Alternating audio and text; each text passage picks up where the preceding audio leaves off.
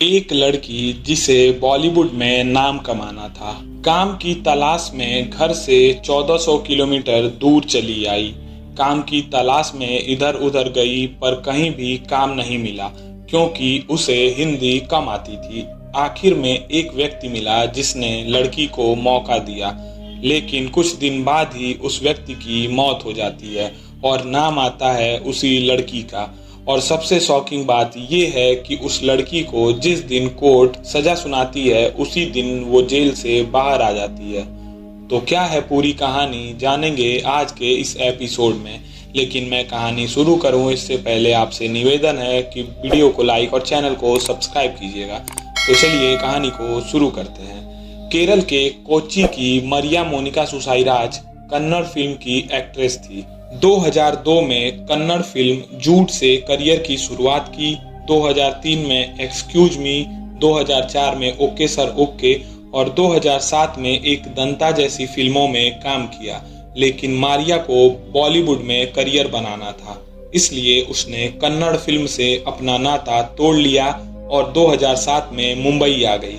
हिंदी कम आती थी, इसलिए जहां भी ऑडिशन देती लोग बाद में विचार करेंगे ये बोलकर वापस कर देते थे।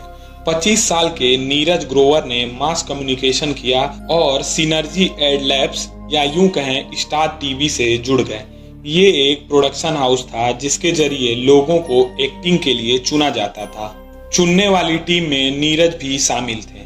क्या आप 5वीं पास से तेज हैं नाम का एक कार्यक्रम टीवी पर आता था। शाहरुख खान उसे लीड करते थे। नीरज उस प्रोग्राम की प्रोडक्शन टीम में थे। एक दिन एक टीवी सीरियल के ऑडिशन में मारिया आई थी। नीरज ने टेस्ट के लिए बुलाया और सवाल पूछे। हिंदी में सवाल होने के कारण मारिया सही से जवाब नहीं दे पाई।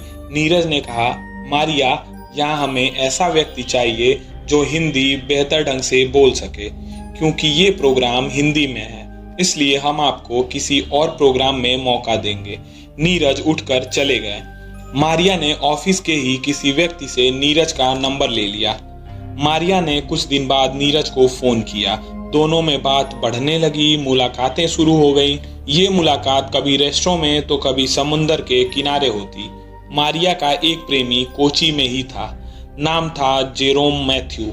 जेरोम और मारिया की स्कूलिंग साथ हुई, कॉलेज में गए तब भी साथ रहे। लेकिन इसके बाद जेरोम ने नेवी ज्वाइन कर ली और मारिया फिल्मों में काम करने लगी। मारिया ने जेरोम को नीरज से हुई दोस्ती के बारे में बताया था। जेरोम को ये दोस्ती एकदम पसंद नहीं थी, लेकिन वो कुछ बोलता नहीं था। 6 मई 2008 मारिया ने मुंबई के मलाड इलाके में नया फ्लैट ले लिया। नीरज से शिफ्ट करवाने में मदद मांगी तो वो चले गए। रात 10 बजे मारिया को जेरोम का फोन आया। दूसरी तरफ नीरज भी किसी से फोन पर बात कर रहे थे। जेरोम ने पूछा कि वहां नीरज है क्या। मारिया ने कहा नहीं तो। इतना कहने के बाद मारिया ने फोन काट दिया। 11:30 बजे जेरोम ने दोबारा फोन किया और पूछा क्या नीरज अपने घर चला गया। मारिया ने इस सवाल का जवाब देने के बजाय फोन को ही स्विच ऑफ कर दिया। मारिया के फोन स्विच ऑफ करने से जेरोम गुस्से से भर गया। उसने रात में ही मुंबई पहुंचना तय किया। फ्लाइट पता की तो पता चला कोच्चि से मुंबई एक फ्लाइट 3 बजे सुबह की है। जेरोम ने फ्लाइट पकड़ी और मुंबई आ गया। मारिया ने उसे नए फ्लैट का पता बताया था, इसलिए उसे मलाड के उस इलाके में पहुंचने में कोई दिक्कत नहीं हुई। सुबह 7:30 बजे मैथ्यू मारिया के नए फ्लैट के गेट की डोरबेल बजाता है। अंदर मारिया और नीरज सन्न रह जाते हैं।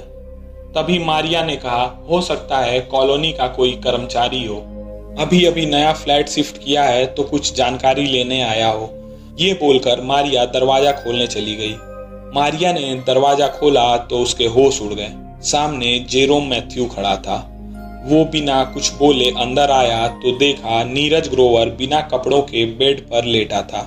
दोनों के बीच मारपीट शुरू हो गई।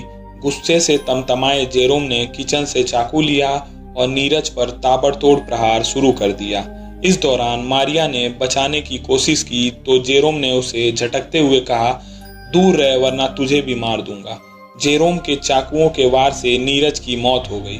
हत्या करने के बाद जेरोम और मारिया लाश को सामने रखकर सबसे पहले शारीरिक संबंध बनाया। 9 बजे दोनों ये सोचने लगे कि अब इस लाश को कैसे छिपाया जाए। मारिया ने अपने दोस्त जितेश से उसकी सेंट्रो कार ली और जेरोम के साथ मलाड के हाइपर सिटी मॉल गई और वहां से 3 बड़े बैग के साथ एक बड़ा चाकू खरीदा। एक रेस्टोरेंट में खाना खाया। 3 बजे दोनों लौटे और अगले 1 घंटे में लाश के छोटे छोटे करीब 300 टुकड़े कर दिए। उसे 3 बैग में डाला और उसे कार में रख दिया। दोनों लाश लेकर ठाणे साइड वाले हाईवे पर निकल गए। शाम के करीब 7 बजे पालघर जिले के मनोर पहुंचे। गाड़ी से बैग उतारा और उस पर पेट्रोल डालकर आग लगा दी। जब लग गया कि लाश जल चुकी है तो तब वहां से वो लौट आए। जेरोम रात भर मारिया के साथ उसी फ्लैट में रहा और रात भर उसने मारिया के साथ शारीरिक संबंध बनाया। 8 मई को 12:30 बजे मुंबई से कोची की फ्लाइट पकड़ी और वापस चला गया। नीरज 8 और 9 मई को ऑफिस नहीं पहुंचा तो दोस्तों ने उसे फोन लगाया। फोन स्विच ऑफ आ रहा था। फिर दोस्तों ने मारिया को फोन लगाया तो उसने कहा 7 मई की रात को वो उसे फ्लैट शिफ्ट कराने गया था और शिफ्ट करा के चला गया। उसके बाद से उसकी मुलाकात नहीं हुई। दूसरी तरफ परिवार वालों को भी नीरज के गायब होने की खबर लग गई। पिता अमरनाथ ग्रोवर और मां नीलम ग्रोवर परेशान हो गए। उनकी तरफ से पुलिस में नीरज के लापता होने की रिपोर्ट लिखवाई गई। पुलिस ने जांच शुरू की। मोबाइल की लोकेशन मारिया के फ्लैट पर दिख रही थी। पुलिस पहुंची तो मारिया ने फोन दे दिया। पुलिस का पहला शक मारिया पर गया, लेकिन बिना सबूत के पुलिस भी पूछताछ कैसे करती, इसलिए मारिया की कॉल डिटेल निकाली गई। हत्या के बाद मारिया और जेरोम में बातचीत से राज खुल गया। पुलिस ने मारिया को गिरफ्तार कर लिया। जेरोम को कोची से गिरफ्तार किया गया। दोनों से पूछताछ की गई तो दोनों ने सच बता दिया। जिस गाड़ी से लाश को ले जाया गया था उसकी जांच हुई तो उसमें खून के धब्बे मिले। फॉरेंसिक टीम ने सारे जरूरी सबूत इकट्ठा किए और उसे कोर्ट में जमा किया। मारिया और जेरोम की गिरफ्तारी के बाद मुंबई सेशन कोर्ट में सुनवाई शुरू हुई। मारिया ने अदालत के सामने अपना गुनाह तो कबूल लिया लेकिन बयान बदल दिया। मारिया ने कहा, मैंने कुछ नहीं किया। जेरोम और नीरज की लड़ाई के दौरान मैंने बचाने की कोशिश की। जेरोम ने मुझे भी मार देने की धमकी दी, इसलिए मैं पीछे हट गई। कोर्ट ने सभी की दलीलों को सुना और सारे सबूत देखे और फैसला लिख दिया।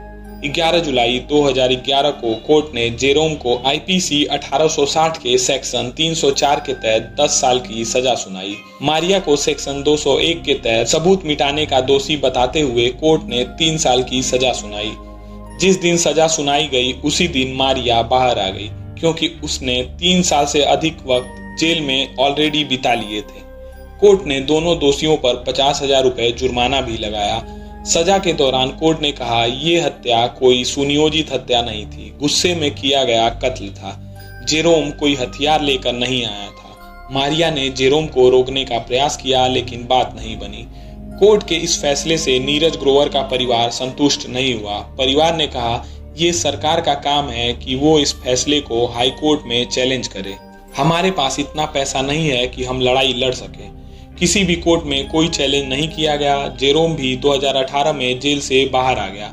फैसले के तुरंत बाद बॉलीवुड के डायरेक्टर राम गोपाल वर्मा ने नीरज ग्रोवर मर्डर केस पर फिल्म बना दी। नाम रखा नॉट अ लव स्टोरी।